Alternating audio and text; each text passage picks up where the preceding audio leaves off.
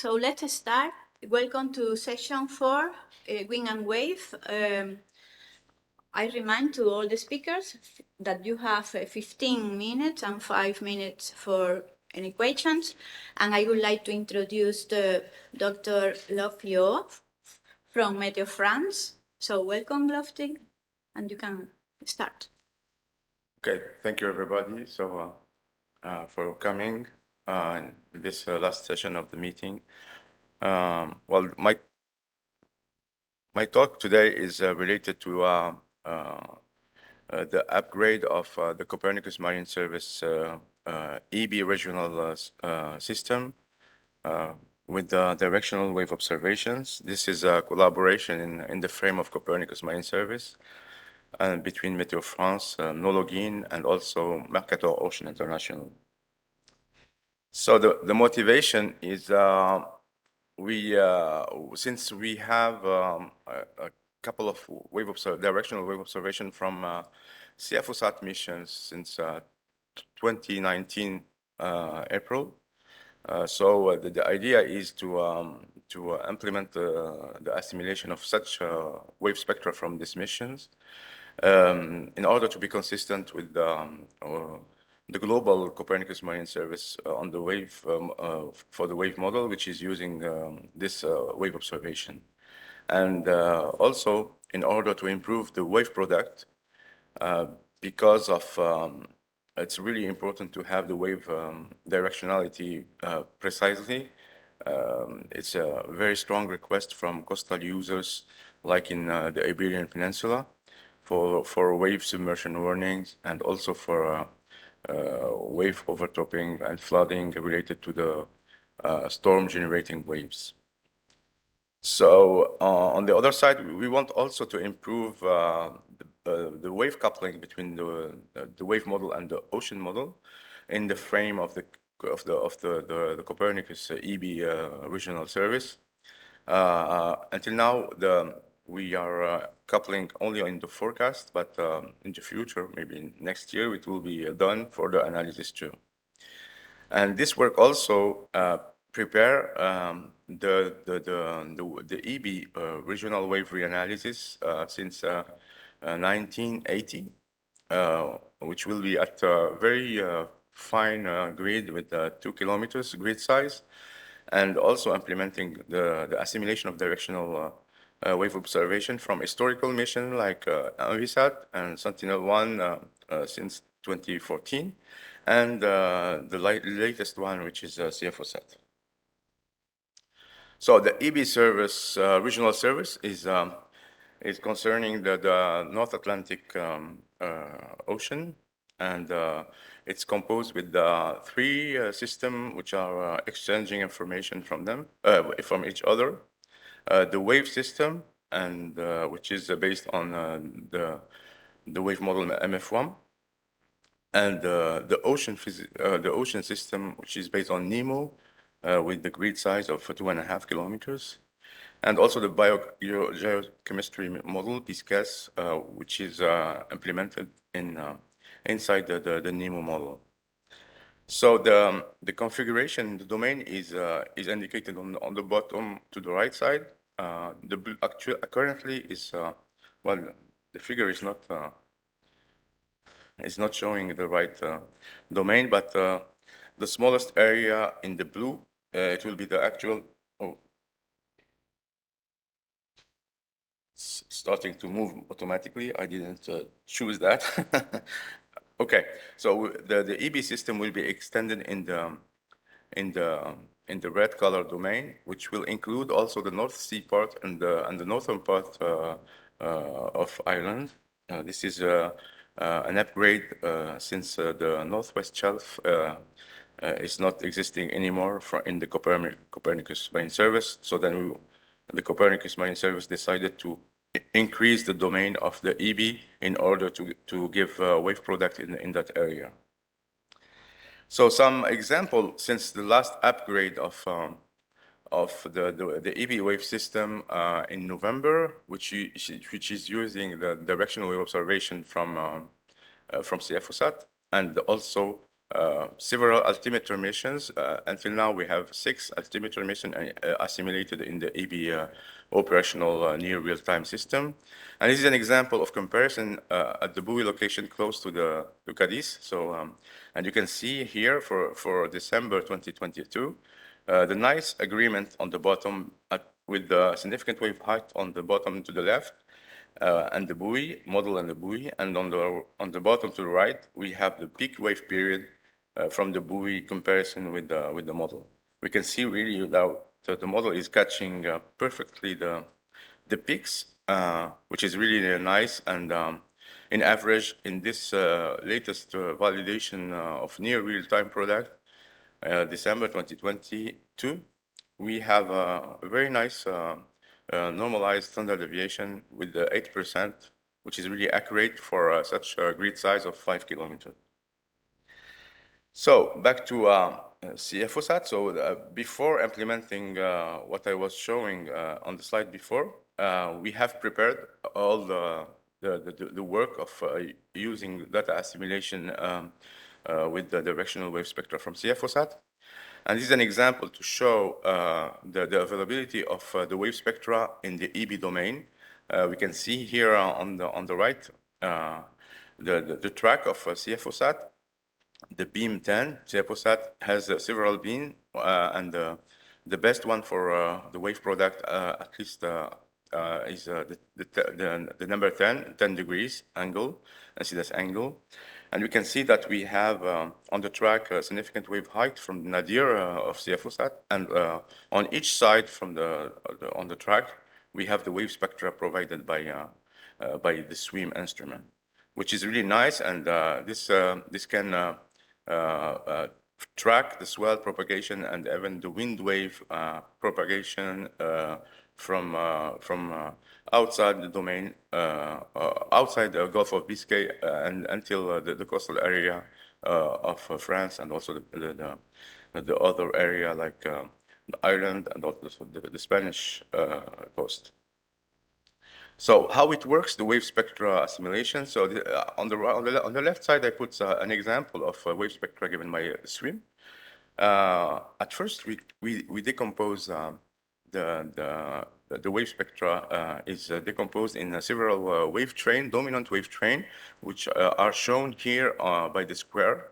It means that this square give dominant wave train with the mean energy and also the two wave number component of the waves. Then the assimilation of directional wave spectra is corresponding to the optimal interpolation on between the wave number component from CFOSAT and the corresponding one from the model. And this has been done for the global one, the global model of the Copernicus. And the challenge here is how to implement such a system for a finer grid as a EB wave system with a 5 kilometers grid size.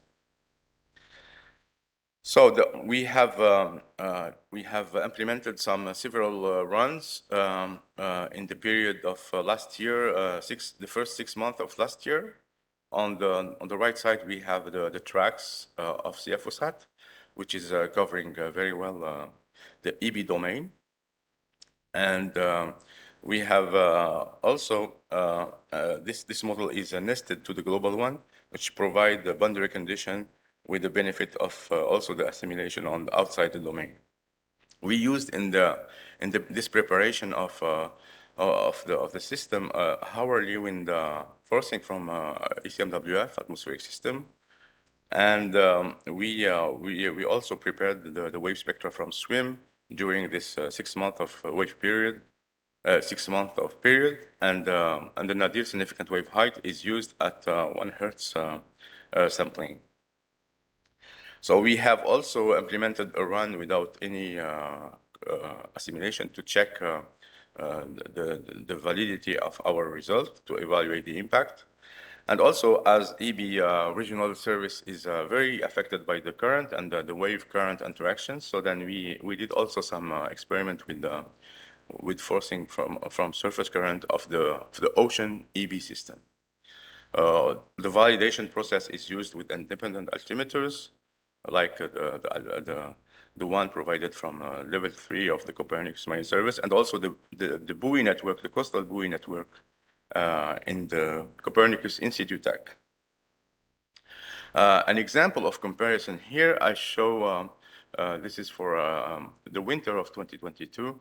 On the top to the left, we have a scatter index of the model and the altimeters, independent altimeters, which is indicated, the tracks are indicated on the top to the right. We can see that we have a very good coverage of independent altimeters, wave height. And on the bottom, we have the scatter plot with without any assimilation. And we can see that we improve pretty well the bias. Without any assimilation, we have an underestimation of significant wave height, a very strong underestimation in average by 16 centimeters. And this has been partly reduced by more than 40%, and also an improvement on the scatter index of significant wave height and the slope as indicated on the figure on the top to the left. Already, okay. So this is a bias map where we can see easily that on the right side we have the bias map on the top and the scatter index with assimilation, and on the right we have without assimilation. We can see clearly that we improved the bias and also the scatter index, particularly in the dashed circles in the Gulf of Biscay and also near the Canary Islands. So this is an example to show when we add the current in the system. On the top to the left, we don't have any current, but with the data assimilation. This is an average an average of significant wave height for January and February. And to the right, at the top, we have with current. You can see that the path of the waves is really affected by the current, particularly in the Channel and the Gulf of Biscay and near the Iberian Peninsula, and on the north part of the domain in the coastal area of the UK. And we can see on the bottom the histogram, where when we add the current, on the bottom to the left, we have the scatter index. We enhance the improvement of the scatter index, much reduced. And I'm sorry, we cannot see the bias numbers, but we also remove the bias with the current. Here, I want to show the example for storm when we use assimilation of wave spectra on the top to the left. This is the analysis from the average analysis for the 14th February during the storm Eunice. And on the right, we can see the difference with and without data assimilation. And we can see that we are correcting the partition pretty well in the two dashed circles.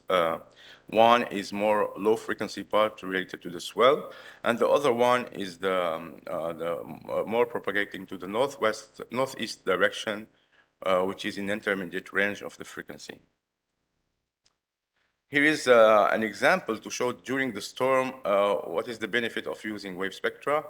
On the left, we have the average difference, the difference every 3 hours during the 18th February. And on the right, we have the assimilation with spectra and significant wave height. And you can see that the propagation in the storm track, like indicated here in offshore island moving northeast, and also we can see that we have correction also on the path to Mistral and Tramontane track here. We can see the very strong color changing the use of the wave spectra, which is indeed correct the wave energy scaling related to the directly related to the frequency. As we know that the model have some uncertainties related to the wave nonlinear wave interaction in the wave growth phase. Just here to show the impact on the peak wave period globe in the area of the EB on the top to the right. This is an average from January to June 2022. And we can see all on the bottom the zoom related to the channel, very strong impact on the peak wave period. And to the bottom to the right, we have also a very strong impact near Gibraltar Strait and also Alboran Sea. If we look on an analysis of wave height depending on the peak wave period, and here is an example on the left side we have without any data assimilation, and on the right side we have data assimilation of both significant wave height and wave spectrum.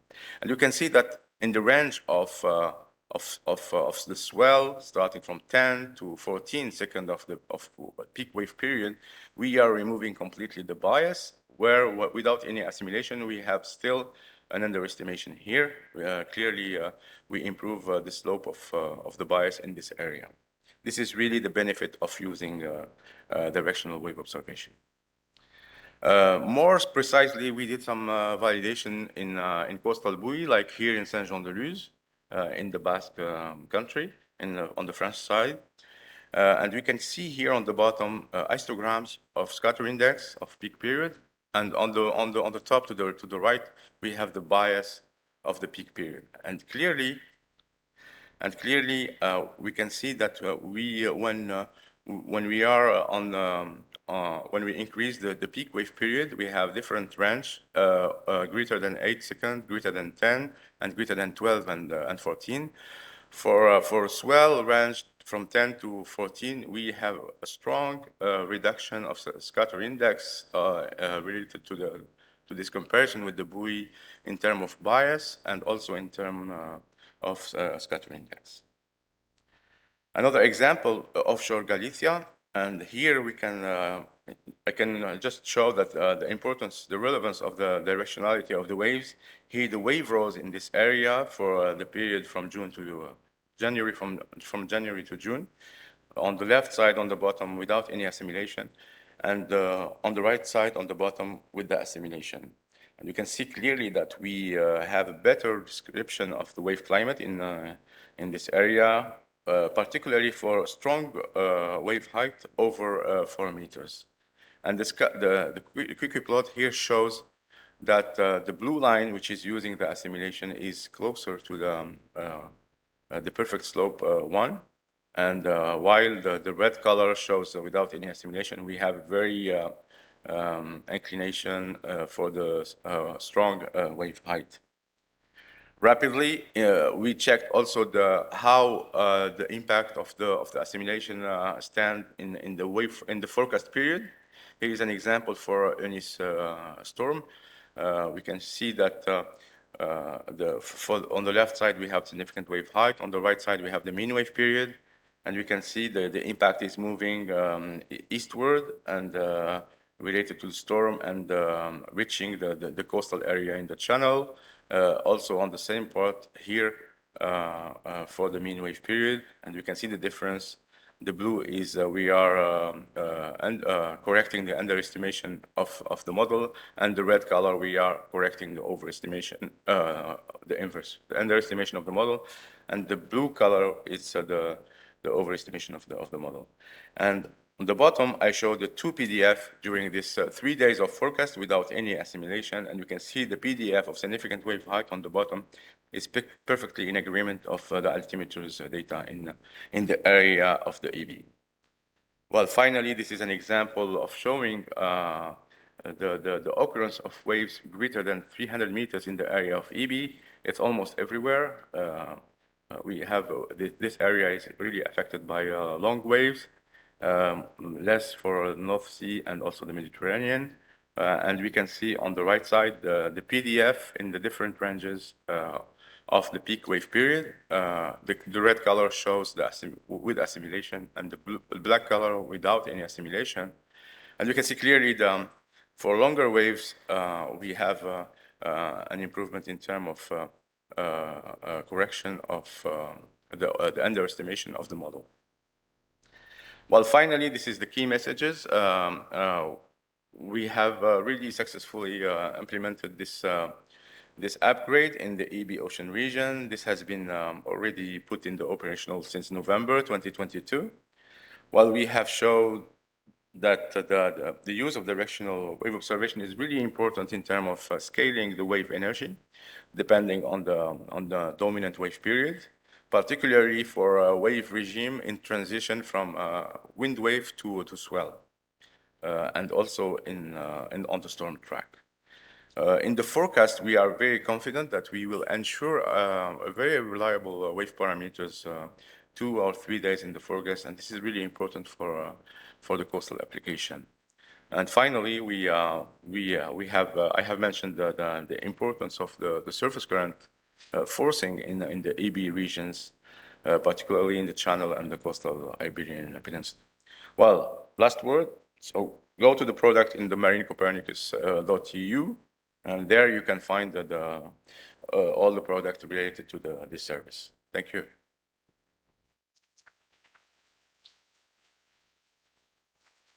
Thank you, Lofty. We have time for a short question. If there are any comment. Okay, thank you. Question. You have question? Okay. Thank you, Lofty. Yeah. Next speaker. I wonder have a question. sorry, I wonder if the satellite Sifosat data concerning spectral data are validated in the Mediterranean Sea. We had some in the CalVal phase of CFOSAT. We have some work on validation of CFOSAT wave spectra, particularly in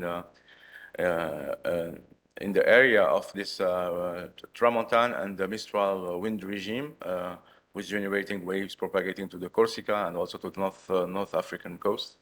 And we had a very nice result, and I think I can give you some reference on that. So it works very well, particularly for short wind wave. At least we are detecting nicely wavelength in average 70 meters of wavelength, which is really nice comparing to the SAR measurement, which is more detecting 200 meters of wavelength.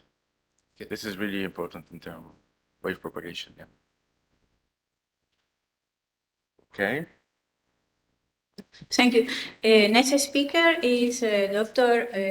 Halik Amarush from Yeditepe University, Turkey. Okay, thank you.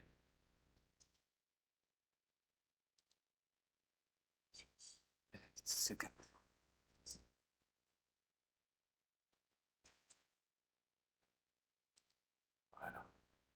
Thank you. Hello, everybody. So in this presentation, I will show you some results on our project, the current project. We didn't finish it yet. So this project is about spectral wave climate assessment in the Black and Azov Sea. And the objective is the implementation of an operational spectral wave model and the development of a long-term wave spectra database for the Black Sea and Azov Sea, and then the assessment with details of the spectral wave climate, considering the unimodal and multimodal wave systems. And those was done, and the next part will be the wave storm assessment based on spectral information, in which we are involving. So as it was explained in details by Dr. Sonia previously, waves in the sea are, in the real waves are a composition of different waves with different frequency, and also, which make it complicated, they are also from different direction. And the only way to understand the real wave sea state is to use the spectral directional waves, considering the 2D spectra. So to analyze the spectral wave climate in the Black Sea, the use of wave model is necessary. And for this reason, some models that exist for global scale are proposing some parameters as default. However, those parameters will offer underestimation in the closed sea and need calibration. So for the calibration, there is another problem. If we use measurement at some location, sometimes it can affect the accuracy of the model in other location due to the fact that model performance is not the same everywhere. As you can see in the table, the error statistic in different buoy location installed in the Black Sea are changing. So this phenomena was also observed in the Mediterranean Sea. By trying to calibrate the model based on some measurement, we obtained some improvement in some location. However, in others, we can have a worse result by trying to calibrate it in both the biases and the root mean square error and scatter index. So you can see clearly that based on scatter index after and before the calibration, a real improvement locally. However, to work on the whole Black Sea, it is necessary to have a balanced model which provide accurate information around the Black Sea, not only in some locations. So we decide to use the satellite altimeter data, which can allow us to calibrate the model based on the whole region. So for this purpose, we use the Copernicus operational multi-mission data. And here first we start that by checking the density of the data around the Black Sea. And you can see that in most area we have more than 400 observation at 50 kilometers square. So the grid in the right side show the grid model used. It's an structured grid varying from 400 meter in the coast to 11 kilometer in offshore. And the upper one figure in the right side, it's showing the matching point of the satellite altimetry with our grid, which vary from the offshore of from 6 kilometer to 1 kilometer in coastal area. So using this data, we should also first verify the satellite observation. To do this, we don't have any matching point with buoy measurement in the Black Sea because the data was old. And the only way to check the satellite data in closed sea is to use the the measurement of the Mediterranean Sea. So we use 24 measurement buoy at the Mediterranean Sea, and we reach a coincidence point of 418, and the correlation was 0.97. So we see that the use of satellite can provide a better improvement of the model and can be used to calibrate it. So the calibration is a concept that consists on checking several parameterization of the model, changing the tunable parameter, which is less known in the wave modeling as a CDS coefficient, which is the coefficient controlling the dissipation by weight capping. And those tunable kind of parameter can change depending on the used source term for wind and weight capping. Also, the source term can be checked, and each source term can perform differently in depending on location we are studying it. So both SWAN model and wave-watching model was calibrated, and so I will be quick on this part because there is a lot of parameter. So I will show you, for example, the result using by calibrating the CDS coefficient of SWAN model. As you can see, using the default mode, which is the last line, and in the left we have the hash index, and the right side we have the biases.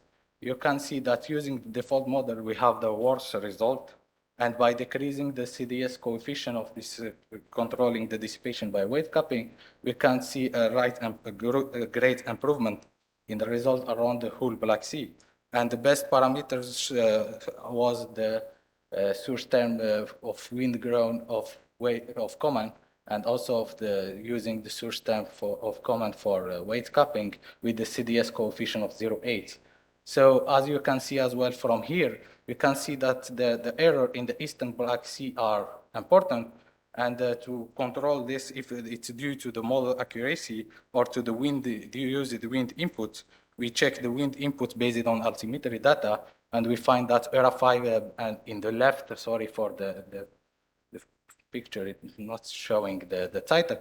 So in the right side, it's CFSR, in the left, it's ERA5.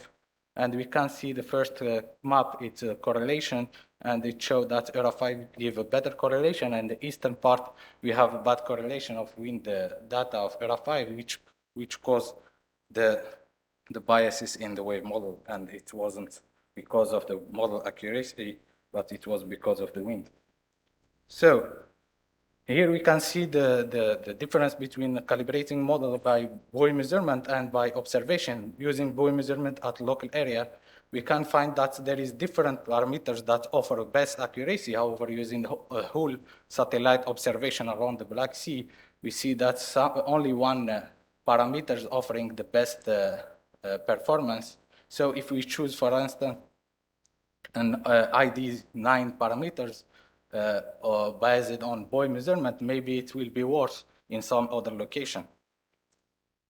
So this is the final result Force 1 model. We can see the discontinuous line is showing the default and the continuous line showing the calibrated model. For ERA 5, it is the red color, and for CFSR, it's shown by blue color. And we can see a great improvement in normalized biases and even within the extreme waves. So this is the same things for wave 3. After calibration of all the source terms of wave 3, we can see the great improvement in all source terms.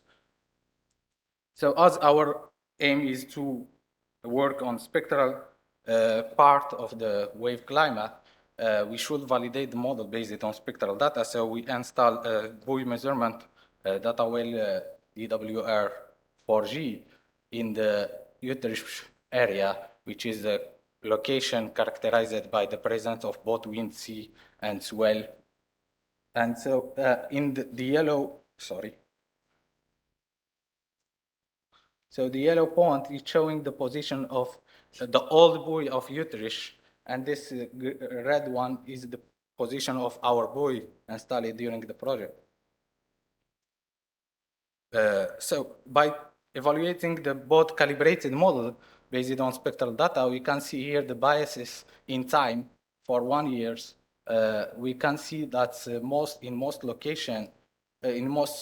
most measurement and based as depending on the frequency, the biases was close to zero, except in the winter.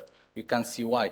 In here, you can see that there is a red and blue color in the same time, and this is due to a shift on the estimation and not in the estimation itself, because the model used to estimate the peak earlier than the measurement, and this can be due to the duration of fetch estimated on the wind forcing the model. However, we can see also an overestimation of the low frequency wave, which is more important using wave watch-3 model. What you can see here, it is the annual average of the wave spectra for all the period. And we can see that in the low frequency, the measurement, which is in the black line, are overestimated. And this is due to the noises in buoy that we will see.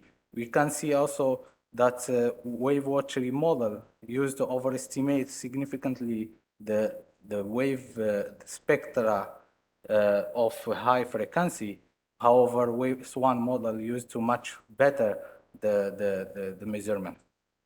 So as I say in the low frequency, we have noises. This is the measurement of the direction based from buoy, offering by buoy. And we can see that the direction in the low frequency are presented as a very noising measurement. And this is can be seen in the variance density measured by buoy. This to correct this noises, we use the method proposed by I hope I will pronunciate the name well, Björkvist. Okay, great. So the correction of the measurement show that in our location, generally the spectral energy start by a frequency of 0.08.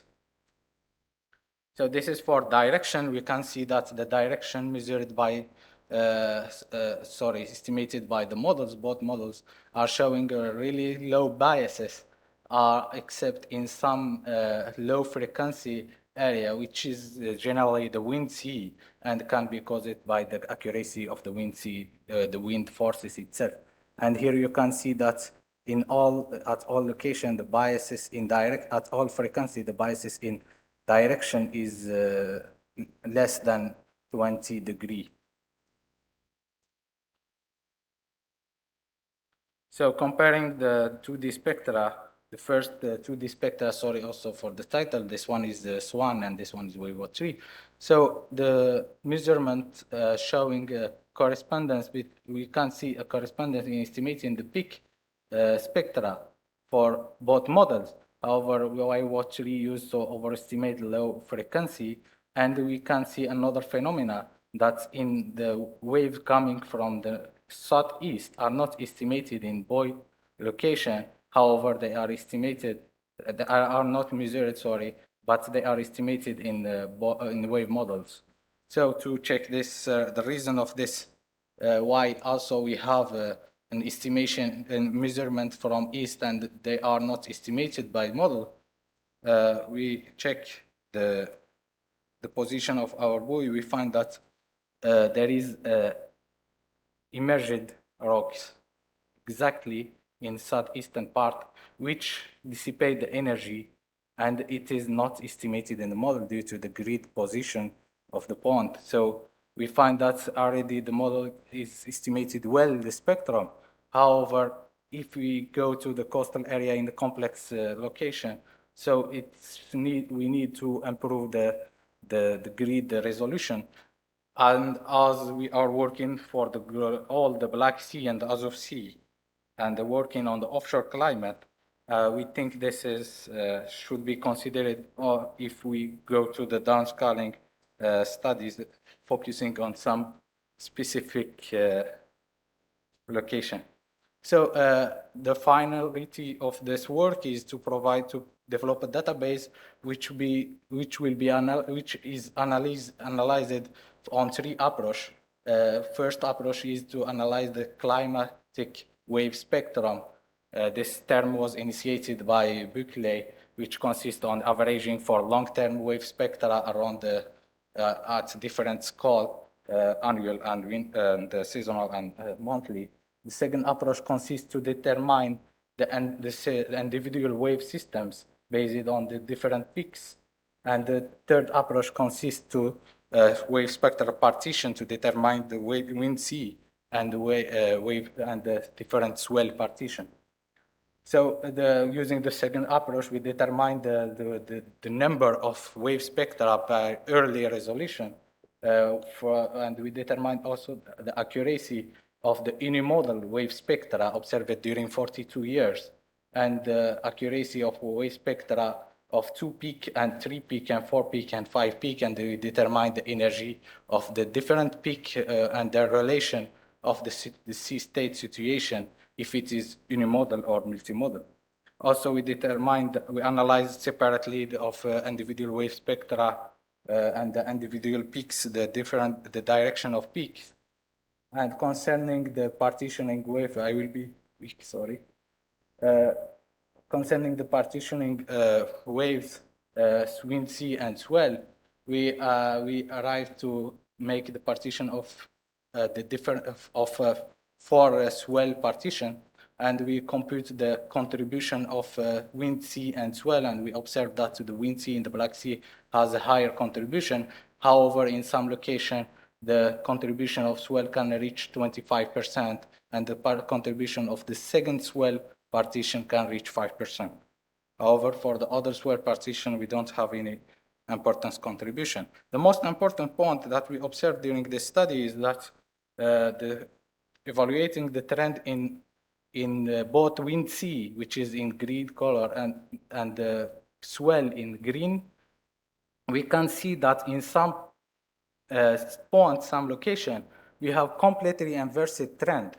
So if we analyze the trend of wave high based on the mixed sea or significant wave high, this will give a zero trend if we are, because they cancel each other. So it is highly recommended to assess the trend and climate change based on spectral partition. Also, in terms of direction, the dominated direction of wind sea in some location are completely different and crossing with the dominated direction of swell. And we determined also the occurrence of, during 40 years of the crossing wind sea and swell, and opposing and coinciding wind sea and swell. And we find that in the center of the Black Sea, we have a high occurrence of the crossing waves and wind sea, swell and wind sea, which is its conclusion, sorry. Okay, so I will go to the conclusion directly, sorry for being so as conclusion that we think that we should now promote the use of wave spectra due to their importance and their detailed information offering on wave climate. Thank you.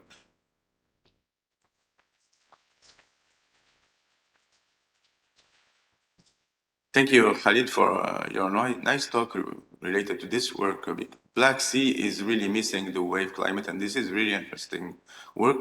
I think we can take one or two questions.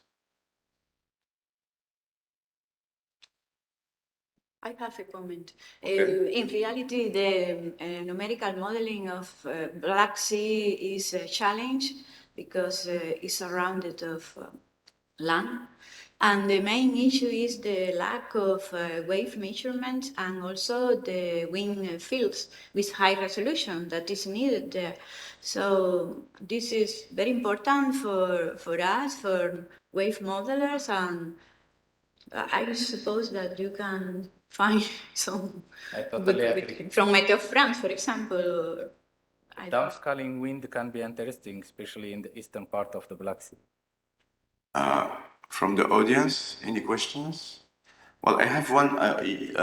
Khalid, you showed a very nice calibration work related to the wave physics. So at the end, which wave physics is the you chose? ST4, ST3, ST6? For WaveWatch 3, we chose ST1, and it was interesting that it is offering the best accuracy in significant wave high, but not best accuracy in spectral term. So, but I will point that between ST1 and ST4, it was really small differences. So as numerically, we choose the lowest bias, but the difference was low. So we highly recommend to calibrate model based on directly spectral data. So I will be happy to make a work, maybe by the next we can work on using CFOSAT to try to calibrate model based on the spectral altimetry observation. Thank you. So we move on to the next speaker, which is Sonia Del Ponte. She will talk on renewable wave energy resources in the French facade coastal using high-resolution altimetry product.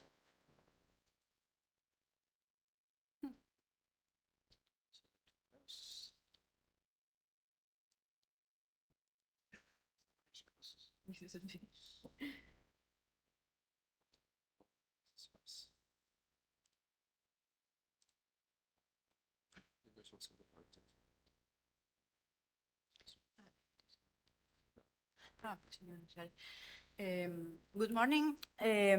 This work was performed as a result of my stay as visiting scientist at ESA, which finished in December. And I will speak about wave power assessment in the French facade.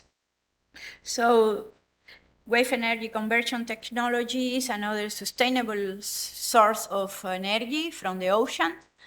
And this is very important, and we have a lot of resources to crop in order to help the situation that we are facing now with this energy crisis. So to the right hand, you can see some of the developed works, and these works confirm that wave resources is not equal distributed around the world, and that the wave energy resource is significant and worth hardening as a serious energy contribution. So for this work, we used the CCIC state database and also high-resolution altimetry products from Sentinel-3 and Cryosat retracked with SAMOSA Plus. So the objectives basically were investigate the feasibility of satellite altimetry-based assessment of wave renewable energy potential, in this case in the French facade, and use the homogenized multi-mission altimeter Q-band from CCIC state of European Space Agency to construct or estimate a map of a wave power. So estimate also the wave power using high-resolution altimetry products. So for that, we used the empirical model of Gomenginger et al. 2003 in order to estimate the wave period required for the estimation of the wave power density from the altimeter Q-band, significant wave height, and the backscatter coefficient. The method was validated against several wave buoys along the European coast, and just wanted to tell you that the CCIC state database is composed of 10 missions. So this is the area of study. The French facade is characterized by strong tidal currents which modulate wave in 75% of the variability of the wave height.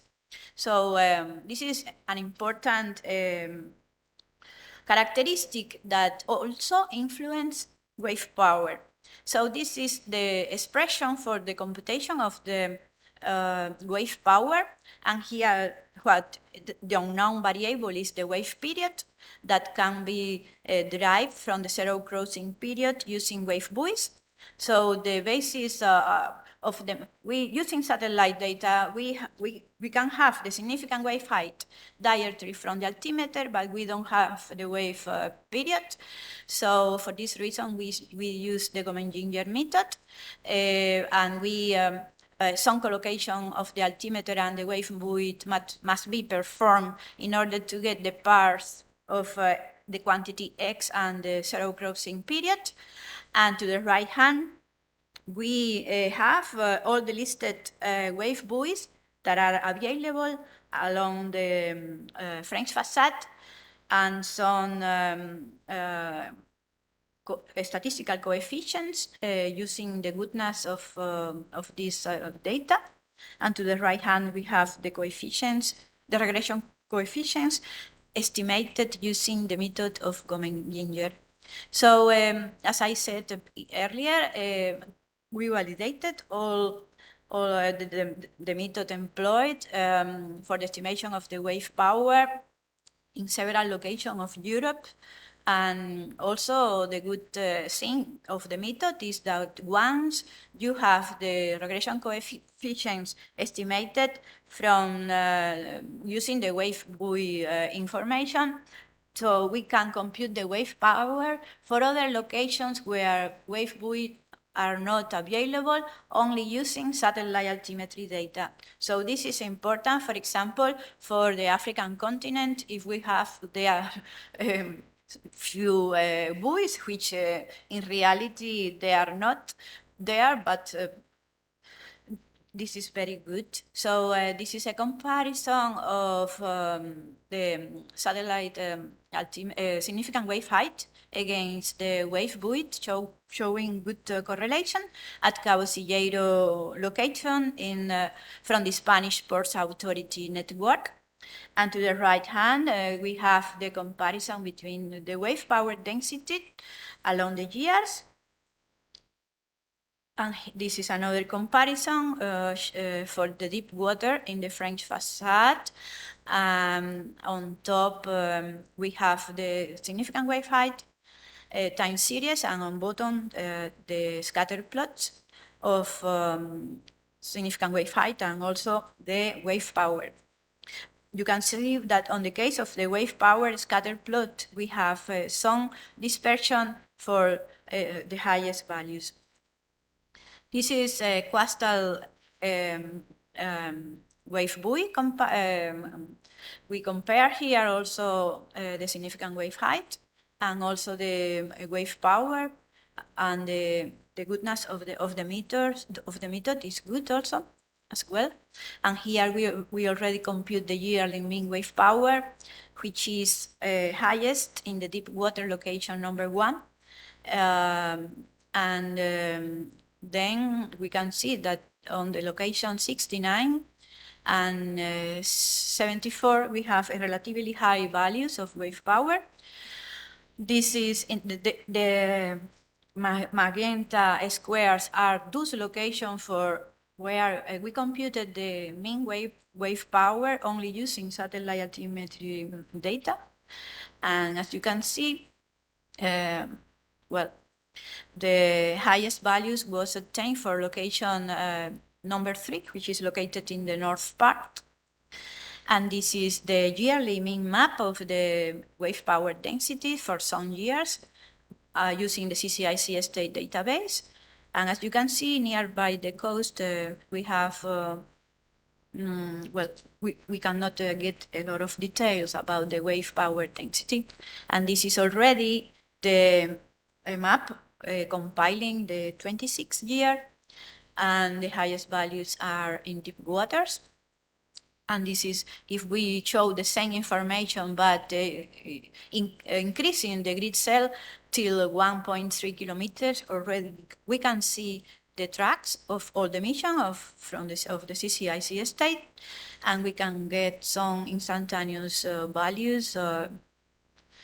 And then if we increase for certain coastal zone the same map, we can see the holes that we have, and we need, of course, more information nearby the coast because this is needed in order to know what are the wave power resources there. So for this reason, we use now the Sentinel-3 and the Cryosat data retracked with Samosa Plus. This is the misfit, which should be 4 as the maximum values in order to have valid estimations nearby the coast. And this is another comparison showing the Sentinel-3 data from EUMETSAT in red crosses and the Salvatore data. And as you can see, over the misfit equal 4, we have few non-valid points.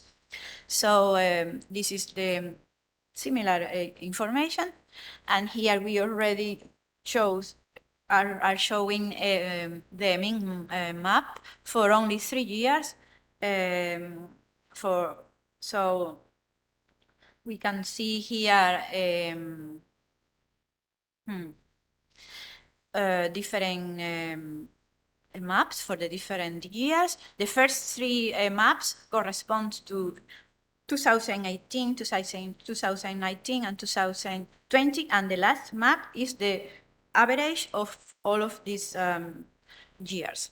So you see that is also we are approaching to have more information nearby the coastal zone. So this is the estimation, but in more focusing the coastal zone, the same information. The first year is 2018, 2019, 2020, and the average map to the right. So we can see that nearby the coast there are some relatively high values of the wave power, and this is already seasonal wave information. Of course, that winter period is showing higher wave power than in the summer, but to the right hand we have the summer mean map of these 3 years, and we see that there are some wave power nearby the coast. But now we are we are working now with Cryosat data, retracked with Samosa Plus, that Cryosat has a better coverage than Sentinel-3. So we are very happy with this data. And this is the wave power density map containing 3 years, focusing the region number 2.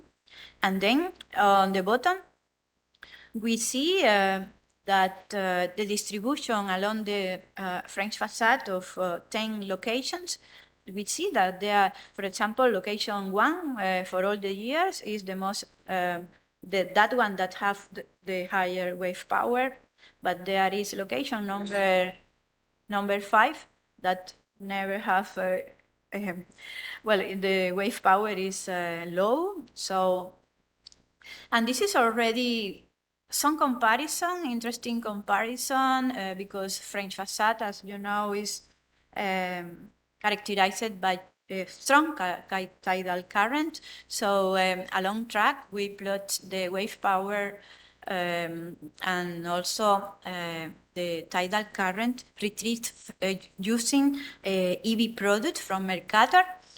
And you can see that there is good high correlation between both, between wave power and the tidal currents. And this is a very important information to be taken into account for many purposes, like crops the energy from the ocean. And my concluding remarks are these ones. Well, we see that using CCI data, we cannot give a lot of information very near the coast and for where the recuperation machines could be installed. So also that the local energy available depends on bathymetry and wave current interaction, and that we need data closer to the coast, and for this reason, we need to use the high resolution product from Cryosat and Sentinel-3, retract it with Samosa Plus, and the method will be extended to other locations. In fact, now we have already from one of the region in the French facade 10 years of Cryosat, so we will repeat all the method, and this is all. Thank you.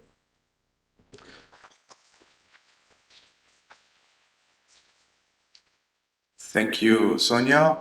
We can take a couple of questions, 2 or 3. Yeah, David, go ahead.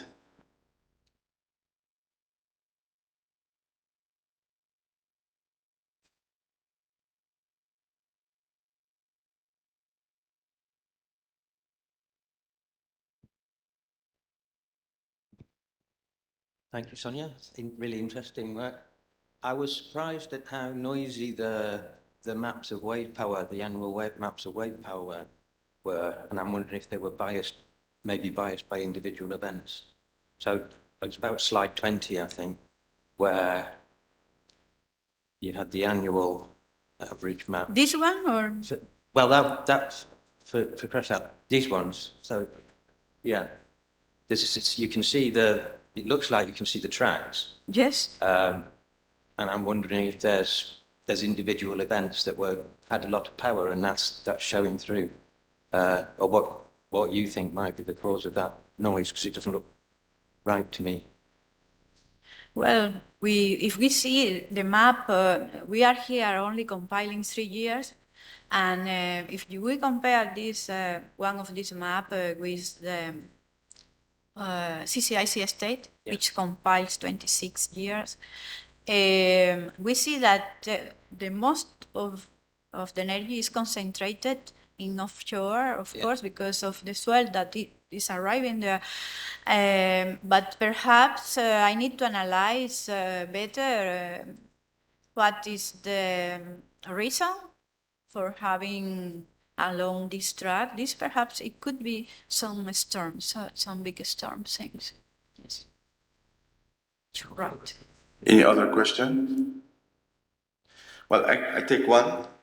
Sonia, as you worked on a very long period from 1992 to 2018, did you have any trend in terms of wave power since this long time series? Well, this is what we would like to do very soon. So this is very important. Of course, we are looking at this. This is very important information. So. And also, I think there are some products related to the wave period from the CCI. I think you should probably look at them for validation, for example, of what you use of Gomen Ginger 2003 model. Yeah. Thank you. Thank you. So we move on to the next speaker. We have a substitute for Mohamed Tourian. I think Omid will give his talk.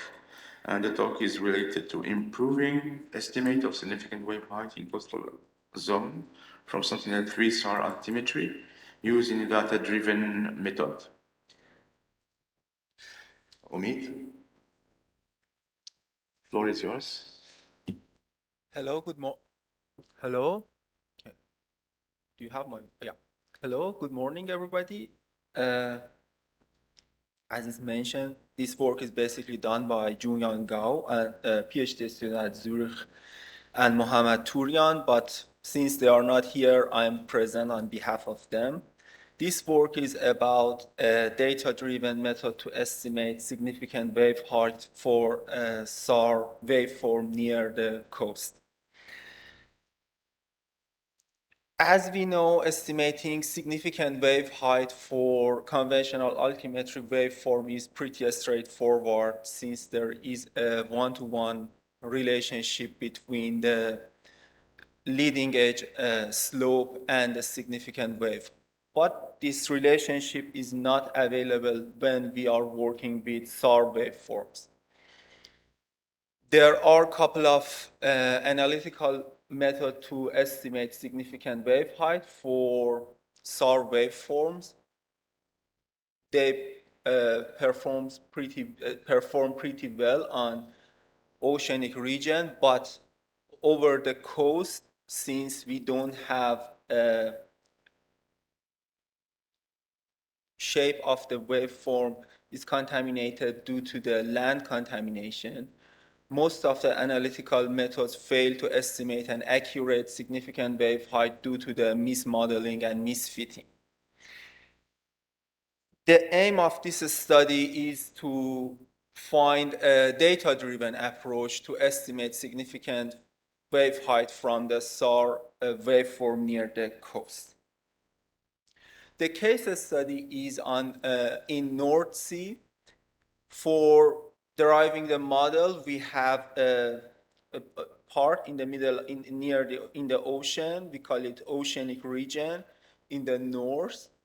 And for the validation, on the paper, there are two types of validation: 4 virtual stations near the shore and 2 virtual stations on the coastline. Today, I just present the latest one, the virtual station in the coastline.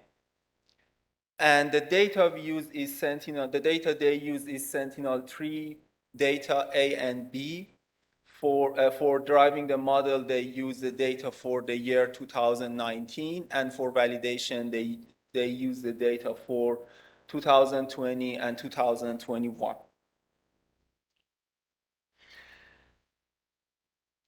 Over the oceanic region, with the waveforms of 1 year modeling period, we can estimate the significant wave height using SAMUSA Plus model. Since we are in the ocean, the SAMUSA Plus model works pretty well there. And by applying the 4 beta model, we can have the rise time of the waveform. And here on the plot on the left side, we can see there is a almost nonlinear relationship between significant wave height and rise time of the waveform when we plot them as a scatter plot like this. Moreover, if we extract the waveform width by using the OCOG retracker and again plot it against the significant wave height comes from the SAMUSA Plus model, we see another, again, almost nonlinear model relationship between these two values. Now we have two, we can say, opposite nonlinear behaviors of a significant wave heights with rise time and waveform width. Now we can think about deriving a linear model, which is its input is rise time and waveform width, and the output is significant wave heights. For make the modeling a bit easier, we have also a constant term, and by using these two variables, we can derive a linear model between significant wave height from some subplus, rise time, and waveform width. Here on the scatter plot, we just compare the estimated significant wave height from the proposed method and the measured significant wave height from some subplus model. The validation during the modeling period shows pretty good result. The correlation is more than 0.9, and the RMSE is about 30 centimeter. As in the coastal region, the SAR waveforms decay very fast because of the land contamination. We could not have estimate the waveform widths very accurately. Therefore, we think maybe we can derive another model for estimating the waveform widths using the rise time, waveform rise time. So again, we plot these two variables against each other again during the modeling period, and again, we estimate another linear model between waveform widths and rise time.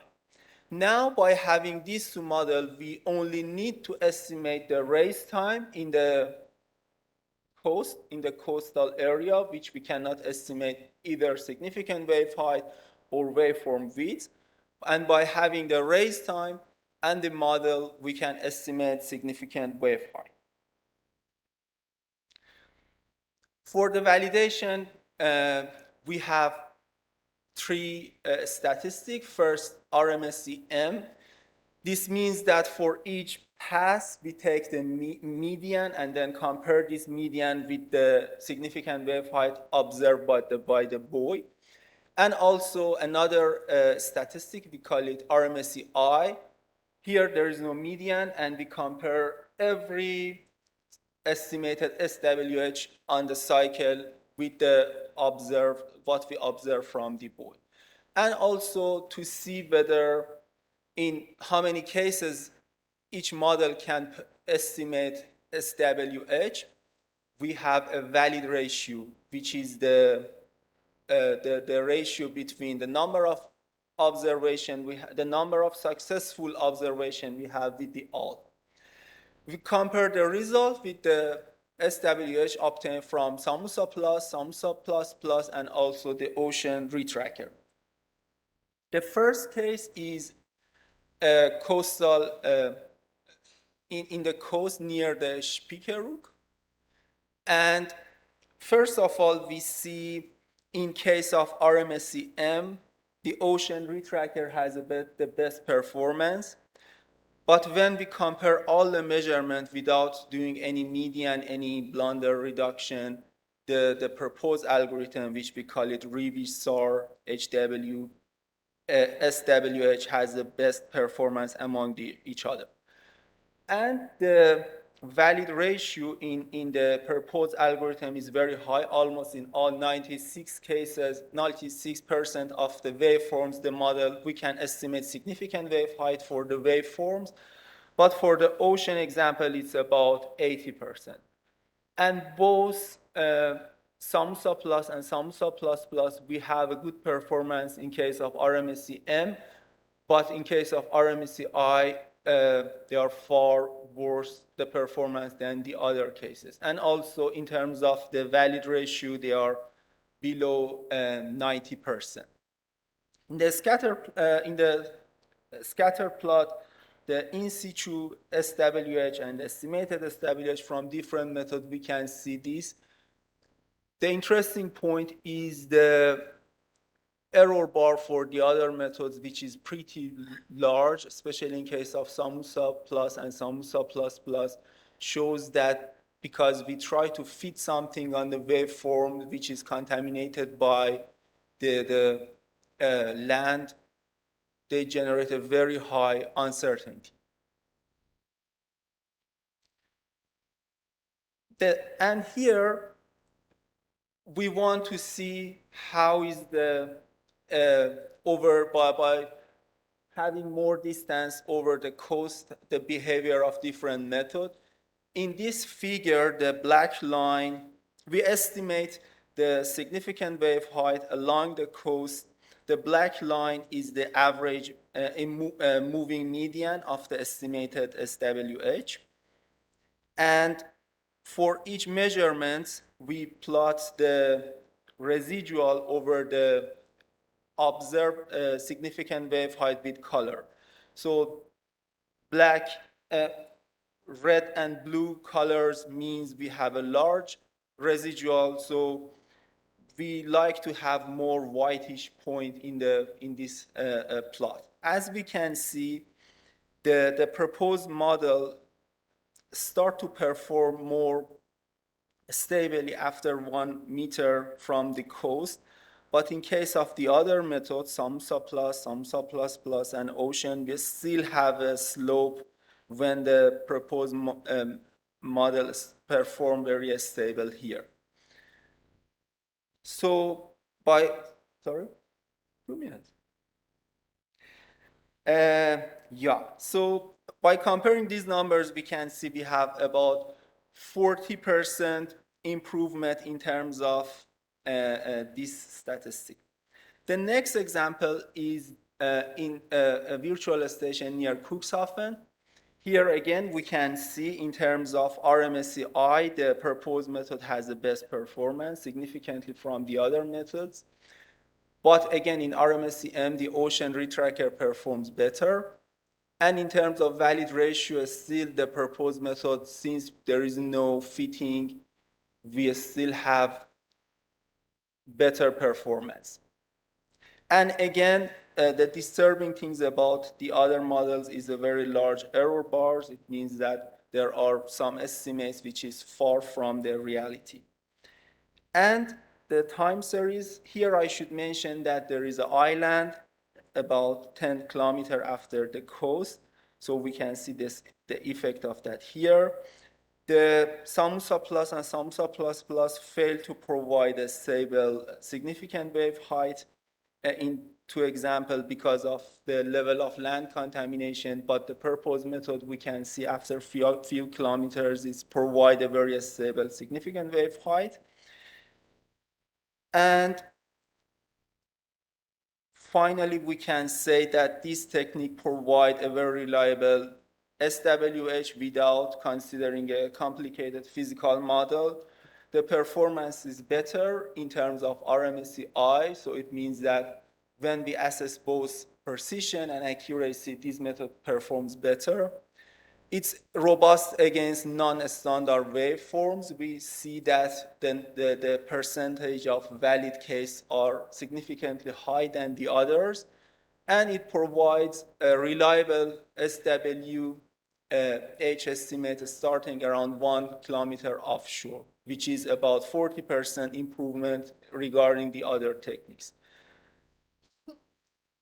The next step of this study is to test it over the other region, whether we need to readjust the models or test this technique in inland waters.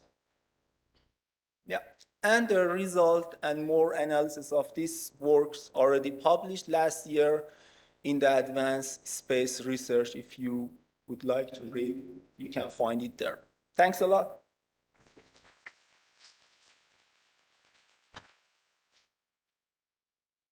Okay, thank you, Omid. Very nice talk. So we can take 2 or 3 questions.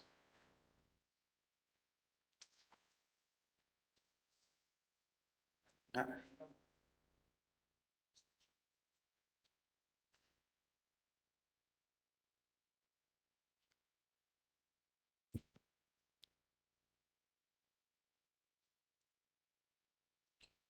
You was using Bowie measurement for validating your methods. I wonder where was the position of the buoy as distance from the coast and the depth, if you know.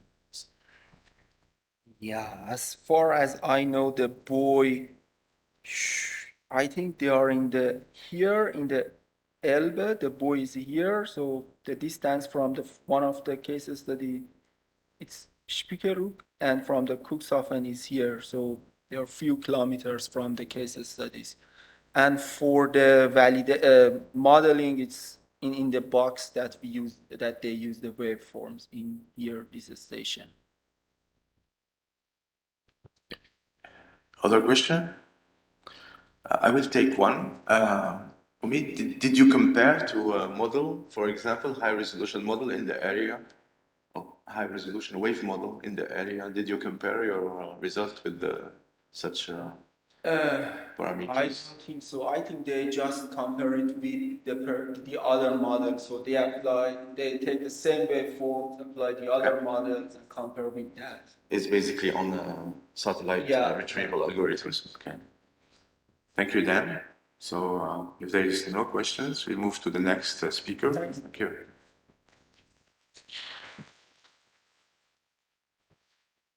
Next speaker is Guillaume Daudet from Ifremer.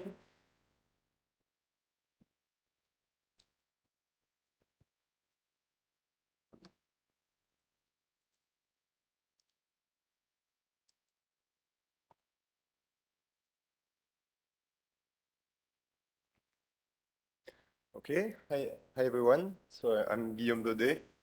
I'm working at the LOPS laboratory in Brest at Ifremer.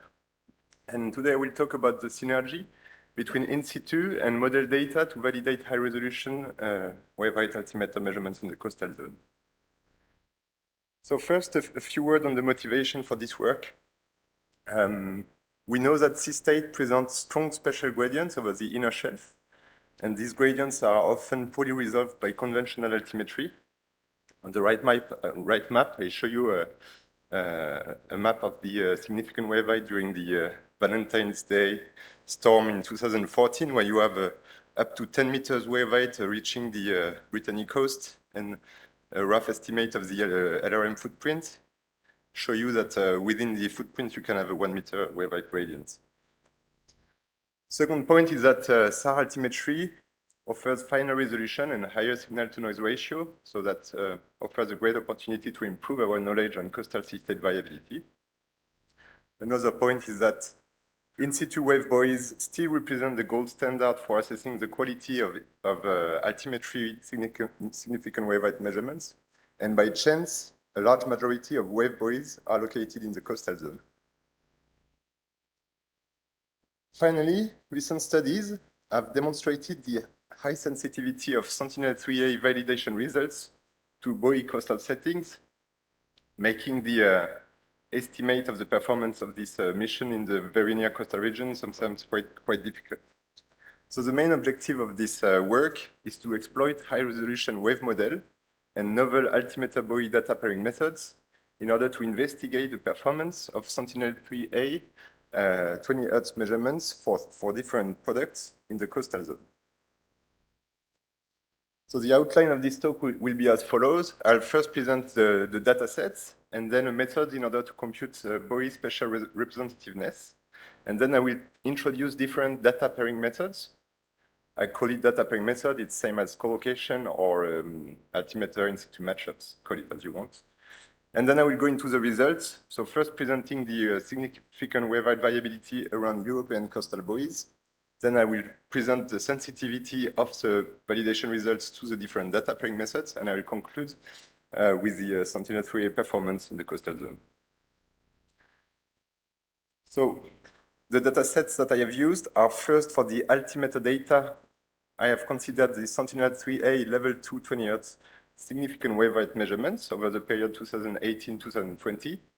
For this, I have used 3 different flavors, the PLRM and the SAR data coming from the level 2 agency products, but also the LR-RMC processed data that is coming from the Sea-State CCI project. And for the data editing, I have used the following parameters, and I insist on the fact that contrary to previous studies, I haven't applied any sort of smoothing on the 20 Hz data. On the bottom plot, you can see the the simulated footprint for the SAR measurements and for the LRRMC. So this processing was actually developed for the open ocean initially, especially in order to reduce the impact of the swell on the SAR measurements. But this product has also been fully validated in the coastal zone, so that's an opportunity here to do so. For the wave buoy, for the in situ measurements, I have used the Siemens in situ TAC dataset, so near real-time hourly significant wave height observations. I have selected only the buoys that are located within 20 kilometers from Sentinel-3A tracks, and this resulted in 70 buoys with distance to the coast between 2 and 250 kilometers. Finally, for the wave model, I have used the WaveWatch 3 resource code hindcast. So that's a hindcast developed at ESA-ESRIN. And you can see the European extent of this model on the right part. The important thing is that it's a very high resolution with a unstructured mesh going as low as 200 meters in the coastal zone. So that's really important if you want to be able to reproduce the gradients related to the bathymetric currents. And well, I don't go into the description of the parametrization, but you can find more information in the paper from Matthias Alde, 2022. So just a few words on the method that is derived to compute what I call the buoy spatial representativeness. This method has been actually inspired from the work from Francesco Nencioli and Graham Quartley in 2019. So it's a four-step method where I use only the model hindcast data. So for this, I compute the error between the simulated wave heights at the buoy location and at all the surrounding nodes. From this, we can compute maps of normalized bias and scatter index, and we interpolate these maps over 100 by 100 kilometer grids. And then we can take the intersection between the areas presenting low bias and low scatter index, and we fit a polygon in order to cast the so-called buoy representativeness areas. So what you see in this green polygon is actually an area where we can consider that the measurements at the Pierre Noir buoy, indicated by the circle, are representative of the sea state conditions in a statistical sense. Okay, so now a few words on the different data pairing methods that I've considered, which is a really important aspect when you do some in situ validation. So the left one is a static, what I call static method, but that's actually the reference one that a lot of people use for collocation. So you just take a fixed separation distance. So it can be, here I have considered 4 of them, 100, 50, 20, and 5. Usually it's say 50 or 100 is taken. And you take all the altimeter data within this separation distance. Second one is what I call the polygon method. In this one, I have used the buoy representativeness area polygon that I've just presented you before. So here you have a site-dependent sampling, which is different from the static, where you have the same sampling everywhere. And finally, the dynamic method is using the model results in a different way. For each satellite tracks, you actually use the model difference between the buoy and the altimeter records, and you keep only the matchups where this difference is low enough. So that's a site-dependent method, but also a time-dependent method, where for each track you will have a different selection. Finally, I have considered a final method, which has been derived by Haoyu Jiang in 2020, which I call here the dynamic adjustment method. And this time you don't play on the sampling, but on the data themselves. So here I have used a 50 kilometer separation distance, and I take all the data within this area. But you can correct the buoy measurements from the difference between the buoy and the altimeter given by the model. Actually, the method was derived in a more complex form where you can use different buoys and you weight them by the inverse of the squared distance.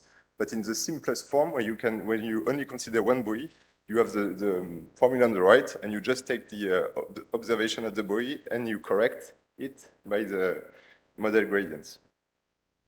Okay, so now that I have presented these different methods, I will go into the results.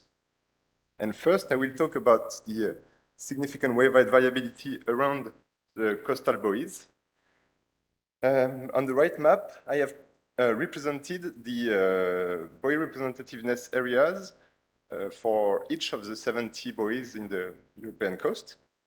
And what we see is that they present strong different size and shapes. So if we look more carefully, for example, for one offshore buoy, here located at 142 kilometers from the coast, we see very low and isotropic significant wave height variability that results in a large buoy representativeness area.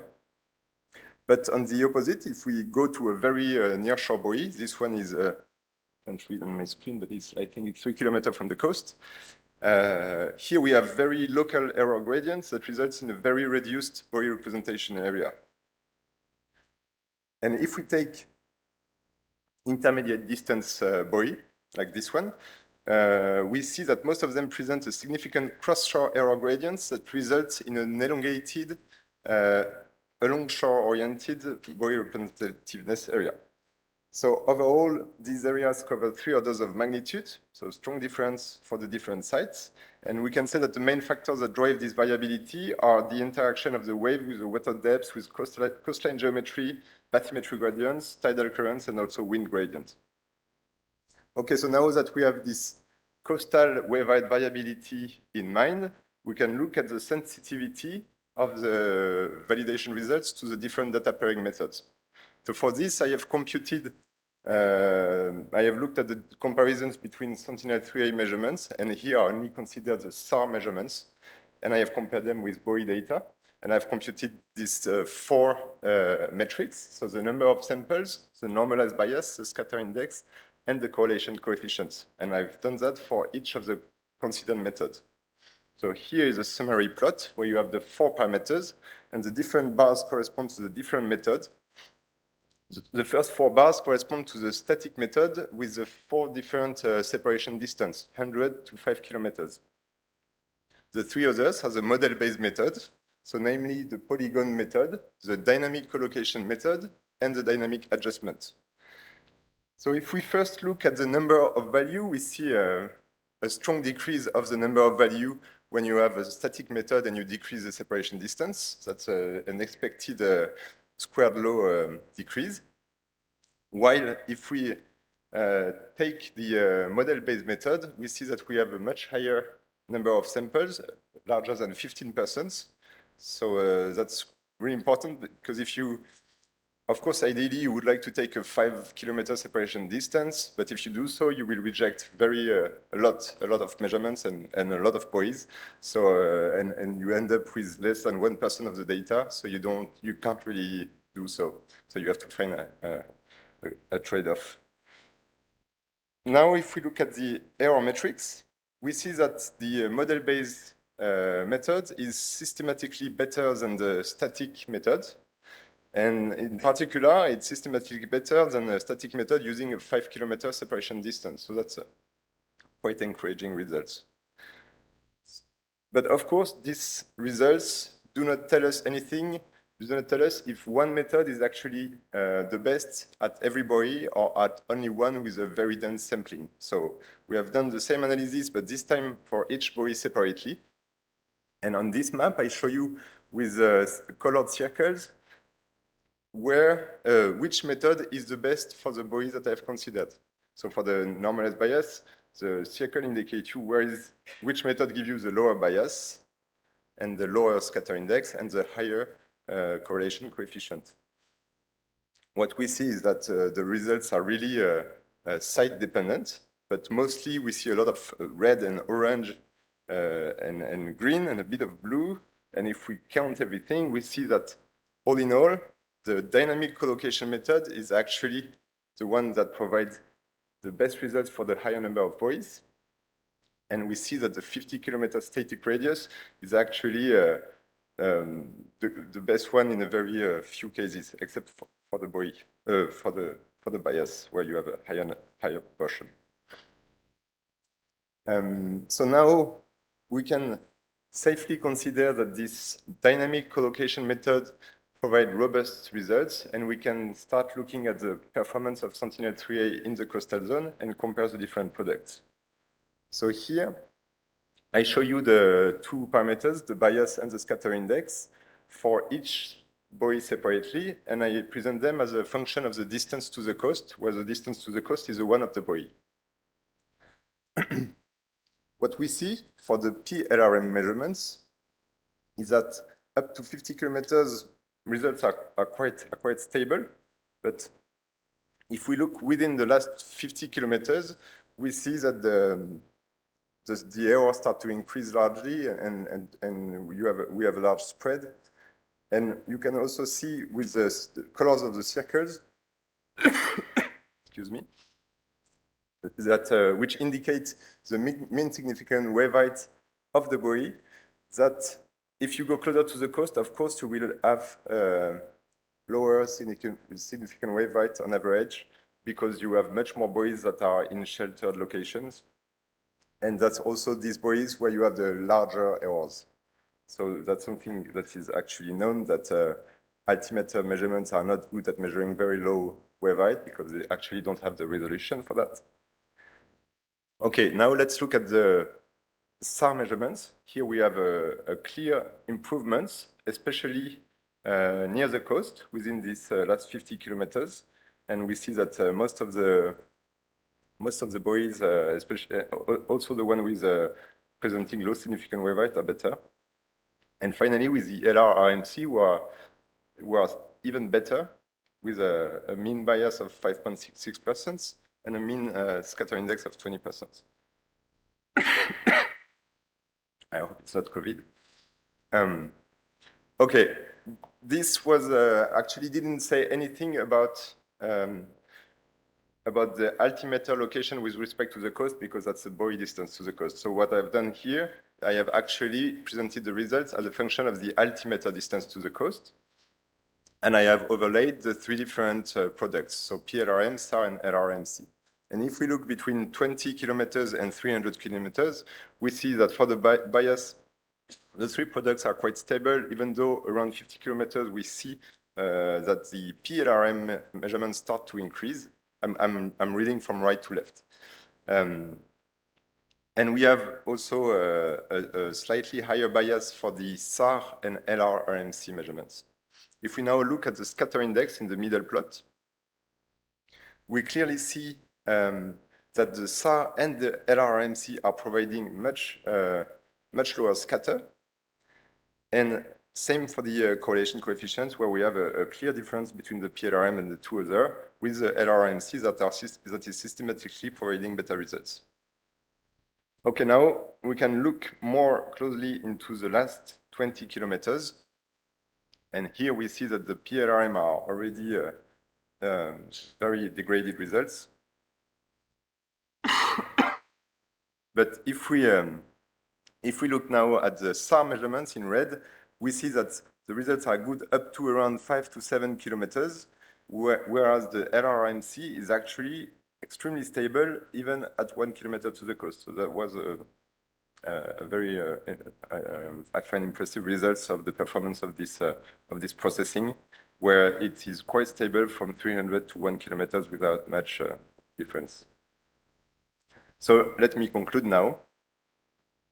First, we can say that there is a strong anisotropic significant wave height variability in the coastal zone that is related to wave interactions with bathymetry, currents, and winds, and that significantly impair comparisons between altimeter and in-situ data. That's really important to keep in mind when one do in-situ comparisons. Then we see that dynamic data pairing methods, enhanced with high-resolution model, improve the robustness of the validation results. We have seen that Sentinel-3A SAR measurements show significant improvement with respect to PLRM, in particular within the 20 kilometers coastal strip, and that a higher proportion of low C-state measurements in the coastal zone explain part of the radar altimeter performance reduction. So that's not only the coastal backscatter heterogeneity that actually reduce the performance in the coastal zone, and that's important to have that in mind. It's also the fact that we have a much higher proportion of low C-states at the coast. Finally, LRRMC processing that we have currently that is currently implemented in the C-state CCI products presents very stable results from offshore up to 1 kilometer from the coast, with scatter index around 20% and correlation coefficients above R. So if you have this in mind and knowing that very good model results like the one we have shown before have results around error around 10%. Here we are 20%. That means you can start playing with the altimeter data to explore the significant wave height variability in this very near coastal region. Okay, and just a few recommendations. We need a reference significant wave height in situ data set for assessing coastal altimetry performance. We have seen that special representativeness error is a significant source of error in coastal altimetry performance analysis, and it should be systematically investigated as part of the uncertainty budget. A global coastal high-resolution wave modeling is a prerequisite to foster the evaluation and the exploitation of coastal altimetry data at global scale. And the impact of sea-state variability and wave groups on radar echoes at the scale of the footprint should actually be further investigated to better constrain the sea-state bias correction. Thanks a lot for your attention, and please feel free to ask questions. Thank you, Guillaume. Any questions? I just have a quick question. Your method is already included in the last version of the CCI CST database? Yes, the Sentinel-3A LRMC is actually provided in the last product, but that's the 1 Hertz data because we only have 1 Hertz in the C-state, which is a climate product, so it's not really dedicated to the coast. But actually, the 20 Hertz measurements have been provided by SNES CLS, and these are part of our system and database, and they can be shared to anyone who want to play with them. So feel free to send me an email if you want to have access to that. And you also have the PG products actually available at ISO where you can play with. So that's another place. David, go ahead.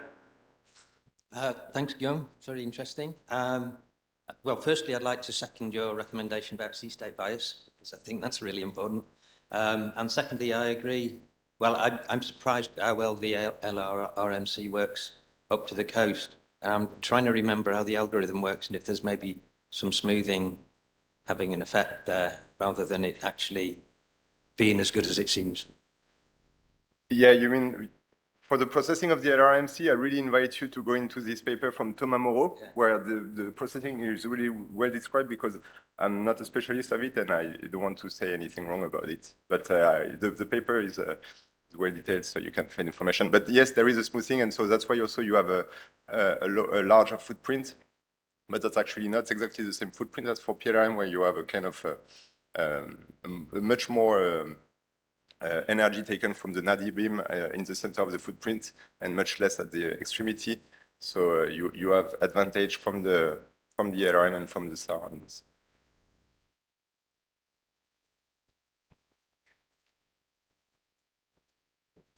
Thank you, Guillaume.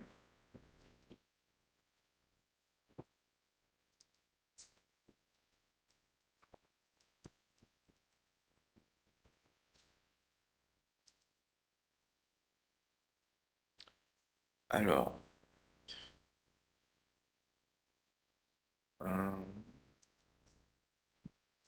yeah, it's easier. The last speaker, Lofty will take the place of Annabelle that couldn't come. So Lofty. Okay, I'm the substitute of Annabelle.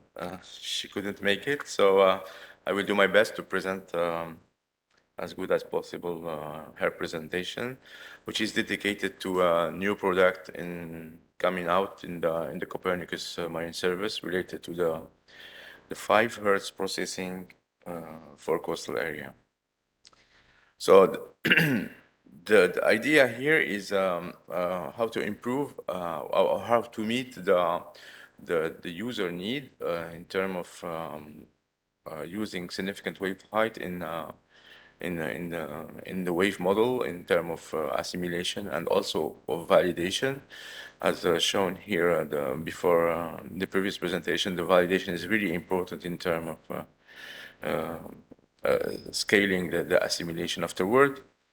And in this part, so come out the question, what is the sampling which meet the need of the users? This is the first question we want to answer in this talk. And the second part, the second question is we have, as mentioned in my talk earlier, directional wave spectra providing variability of energy related to direction and the frequency, and also we have in the frame of Copernicus all the dominant parameters like wavelength, direction, and also the mean parameters of the partitions. This is provided by Sentinel-1, the wave mode, particularly in the open ocean, and there are some missing parts in the Atlantic. So the objective of this talk is get closer to the coast and also characterize more exhaustively the waves, and also really important, get the uncertainty associated to the data. So the two measurements providing dominant wave parameters are coming from two missions, the SWIM, CFOSAT, and the Sentinel-1. I remind you that Sentinel-1 is still one mission, is 1A, 1B is not giving anymore. And we are lucky to have the CFOSAT replacing these missions, particularly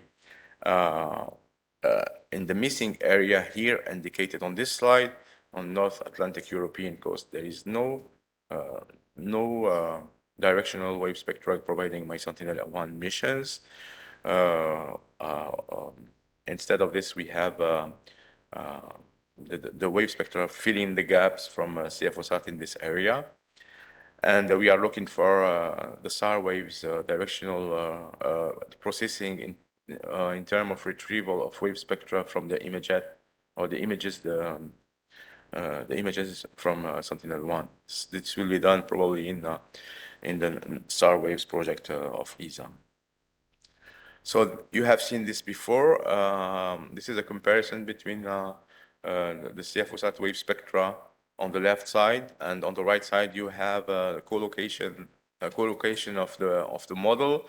This is done operationally in terms of the calibration validation process of CFOSAT mission. And we can see here clearly that we have a very nice shaping from the model. We can remove the ambiguity from CFOSAT by using the model. And we can see also the SWIM is providing the very nicely sampling in the frequency of the energy of the waves. And this is really important. We can see that in the model part, we have more spread on the frequency ranges, and instead of that, in the SWIM part, we have very nicely sampling in the frequency, and we can really track the energy of the waves in the different scale of the frequency. So we can, by this data, we can track wind waves, swells. This is from CFOSAT, but particularly for there is some limitation for Sentinel-1. Here is an example on the right side, on the bottom. This is when using the wavelength cutoff from Sentinel-1. We keep just the valid wave observation, and we can see that we are missing the short scale of wave numbers. In the middle, we have the wave model one, and on the left side, we have the wave from the observation from the CFOSAT at the beam 10. And you can clearly see that, as I mentioned earlier, the bandwidth in the frequency is nicely better recovered in the CFOSAT comparing to the model here. But we have a very nice good agreement in this case. And the missing part in the Sentinel-1 and completed by CFOSAT. So we have in the frame of the Copernicus as a level 3 Copernicus as a level 3 wave TAC wave data in the Copernicus. We have this fireworks product which is based on model propagation. We get backward to the storm locations, as mentioned, as indicated here, for example, in the Southern Ocean, and then getting the right initial conditions of the swell near the storm, and then propagate them over all the oceans. So this is has been done a few years ago for Sentinel-1 in the frame of the Copernicus, and it has been completed also with Sentinel with CFOSat, and we will have also such a product of a wave period or peak wave period propagating from the storm area to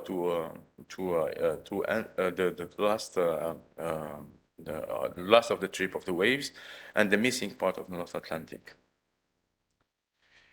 So let me remind you that in the near real-time product of CFOSat, we have already the 5 Hertz provided operationally, so we can get this data everywhere and as in the Aviso product.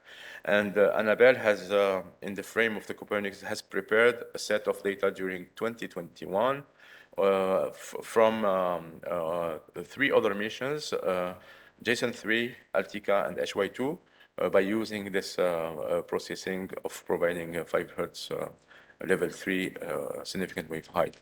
Here in the Mediterranean, on the right side, we can see a very nicely representation of the altimeter tracks covering all the area of the fetch limited wave growth in the Mediterranean Sea, southern France, and moving to the part of Corsica, and also the other part on the Italian coast and the Catalan coast. So this is really important in terms of validation of wave model in this area from other service like EB or the Mediterranean Copernicus service. So we have also nicely in previous work have shown that this is an example of calibration validation of CFOSat 5 Hertz in the area of New Caledonia, and we can see that this is an example of the current product from Copernicus, and we can see here when we use instead of the 1 Hertz the 5 Hertz in this area, we can get in the lagoon very precisely and very good scaling in terms of in terms of space. And on the bottom, we can see that we are even reducing the error closer to the coast. This is a comparison between the CCI 1 Hertz, the one using the empirical mode decomposition filtering by Kilfen et al., and the one giving the less is the CFOSat 1, the green color. And we can see here very nicely coverage of significant wave height in the lagoon, and this is really good in terms of validation of wave forecast in the lagoon in the area of New Caledonia. This is the flow chart of how this 5 Hertz is produced. Basically, there is adaptive retracking from the Touin et al. This is a paper, the reference paper, and dedicated to each mission. There is other process use of noise reduction based on Zaron method and Tran et al. And also some algorithms related to GDR compression and also use of the EMD filtering and representing the uncertainties by the end in the process. Here an example showing the variability of 20 Hertz, 5 Hertz, and after filtering, and the one using 1 Hertz with the filtering. Clearly, this is in the Agulhas, where the current is very strong, very strong wave current interactions, and we can see on the dashed line the 20 Hertz signature with the strong variability related to the current, and on the dashed dark blue is the 5 Hertz. We can see that we are following pretty well the 20 Hertz variability, while for the purple using 5 Hertz with EMD is less smoother, it's more smoother, and but at least the bump is removed for the high frequency, but high frequency signal is still missing. And for the, if we look at the the last one, the yellow one, the 1 hertz from CCI with the EMD filter that it's really strongly smooth, and it didn't catch all this variability with the current. So this shows really the importance of having such a significant wave height in strong current regions. So this comes out for Annabelle and also other colleagues from IFREMER, as mentioned earlier by Guillaume, has worked on possible signature of the wave group. There is what we call the envelope of the waves. There is wave propagation as single waves with each wave phase speed, and we have also kind of grouping waves moving more fastly, and this is what we call the wave packet propagations. And this work, they tried to look at by using a kind of a surface elevation model, simple one, and trying to getting the roughness from this model, and they use the 2 scale. One is based on long swell and the wind wave, and we can see here that they show that there is a very signature of the envelope of the waves signature given here by the surface, and this is prepared for a paper which is submitted this month, and what they found is there is a strong uncertainty related to these wave groups in terms of in the retrieval of the 5 hertz. There is a signature, and this is a strong signature for the swell, and also there is a less stronger signature for the wind C. So there is a very strong correlation with the standard deviation below 70 kilometers. So this is ongoing work, and I think it will be, when we will have the final paper, it will be nice to look at it in terms of impact of this wave group on the retrieval of the 5 hertz. I will move on because it's showing the same process. It's the combination of the filtered of 5 hertz, which get the information about the current, but when you add the part of the wave groups, you get all this impact of the swell propagating from the Southern Ocean to the north, and this is the last on the right side, the output for a box of 1 by 1 degrees of significant wave height, averaging full content in 70 kilometers of the waves of the spectrum. Annabelle was showing here an example of a strong current area also in the area of the Aguilas near the Cape Town, and he mentioned that the stronger uncertainties related to this wave groups in this area. And well, finally, conclusions. There is a set of data here provided for study, so you can look at it and try to have a feedback for Annabelle. This is a demonstration product, and it will be probably implemented in the Copernicus Marine Service by the end of this year or next year. And also check out the dominant parameters from the directional missions like CFOSAT and Sentinel-1. So that's it. Thank you, Daphne.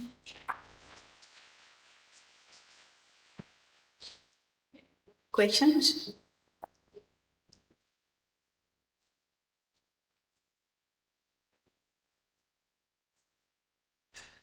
No questions.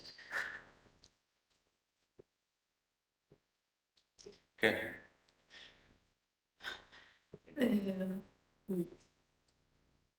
Do you know why Sentinel-3 doesn't provide wave spectra in this part of the coast of North Atlantic Ocean, nearby Europe? You mean Sentinel-1?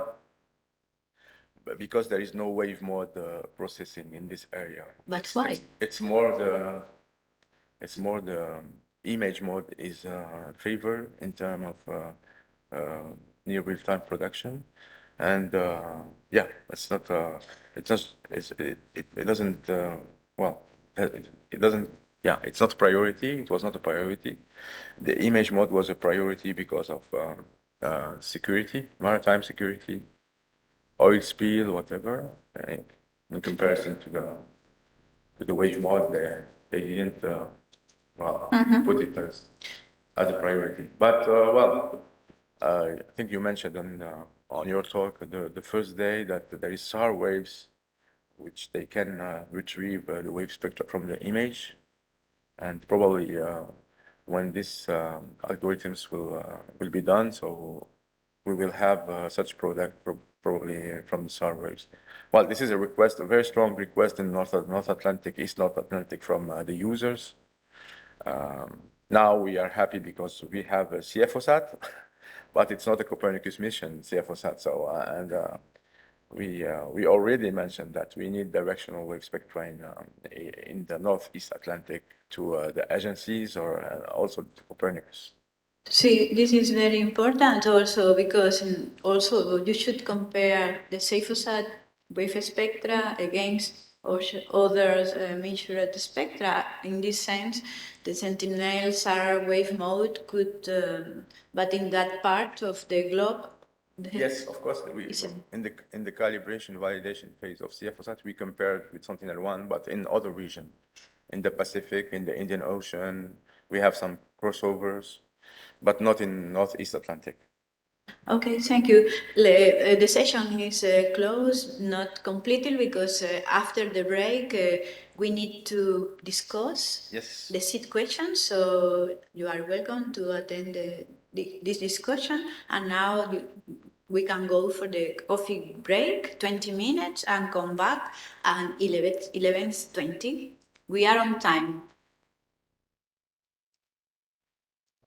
Thank you.